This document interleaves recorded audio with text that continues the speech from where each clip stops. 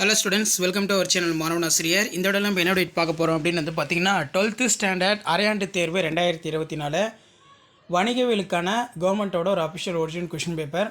Mark பொறுத்த வரைக்கும் 90 மார்க்னு mention பண்ணியிருக்காங்க. 1 மார்க் பொறுத்த வரைக்கும் 20 1 மார்க் இருக்குது. ஆஸ் யூஷுவல் புக் பேக் 1 மார்க்கு எப்போவுமே நல்லா தரவாக படிச்சுக்கோங்க. ஸோ இதான் பார்த்தீங்கன்னா 12ஆம் வகுப்பு வணிகவியல் அரையாண்டு பொது தேர்வுக்கான ஒரிஜினல் கொஷின் பேப்பர். அரையாண்டு பொறுத்த வரைக்கும் நமக்கு ஃபுல் சிலபஸ் தான். ஸோ உங்கள் டிஸ்ட்ரிக்ட்டில் half yearly examination time table வந்துச்சுன்னு சொல்லி மறக்காத கமெண்ட் செக்ஷனில் கமெண்ட் பண்ணுங்கள். ஸோ காமன் டைம் டேபிள் தான் பார்த்தீங்கன்னா கொடுப்பாங்க எப்போவுமே. மேலாண்மை கருவிகளை பட்டியலிடுக 30வது கொஸ்டின் கட்டாய வினா. குறியிலக்கு மேலாண்மையின் குறிக்கோள் என்ன? மூலதன சந்தை என்றால் என்ன? வணிகர்கள் வகைகள் யாவை? மனித வேளாண்மை என்றால் என்ன? நுண்ணுரிமை பரிசோதனை என்றால் என்ன? களச்சந்தை என்றால் என்ன? பசுமை சந்தையிடுதல் என்றால் என்ன?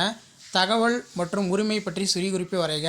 சரக்குகள் மற்றும் சேர்க்கை வரிகள், அதாவது சரக்கு மற்றும் சேவை வரிகள் ஜிஎஸ்டி என்றால் என்ன? 14 கொஷின் கம்பல்சரி. 7 into 3 21. மேலாண்மையின் முதன்மை பணிகளை பட்டியலிடுக. இரண்டாம் நிலை சந்தை சிறுகுறிப்பு வரைக. கருவூல ரசீதின் பொது இயல்புகள் யாவை? புறத்தோற்றமற்ற பத்திர கணக்கிற்கு தேவைப்படும் ஆவணங்களை கூறுக. வேலைவாய்ப்பு இணையதளங்கள் என்றால் என்ன? காலத்தின் அடிப்படையில் சந்தை எப்படி வகைப்படுத்துவாய்? தனியிடை சந்தை பற்றி விளக்குக. செயற்கை பற்றாக்குறை என்றால் என்ன? தொழில் முனைவோர் மற்றும் மேலாளர் ஏதேனும் 3 வேறுபாடு தருக. சட்டமுறை கூட்டம் என்றால் என்ன? அடுத்து 7 into 5 35. நவீன மேலாண்மை கோட்பாடுகளை விவரிக்கவும். முதல்நிலை சந்தைக்கும் இரண்டாம் நிலை சந்தைக்கும் இடையே உள்ள வேறுபாடு. பங்குச்சந்தை பணிகளை விவரி. மனித மேலாண்மையின் செயல் பணிகளை விவரி. ஆட்சேர்ப்பு முறையில் உள்ள அகவலங்களை விளக்குக. சந்தை எவ்வாறு வகைப்படுத்தப்படுகிறது? நுகர்வோர் எவ்வாறு சுரண்டப்படுகிறார்கள்? நுகர்வோரின் கடமைகளை விளக்குக.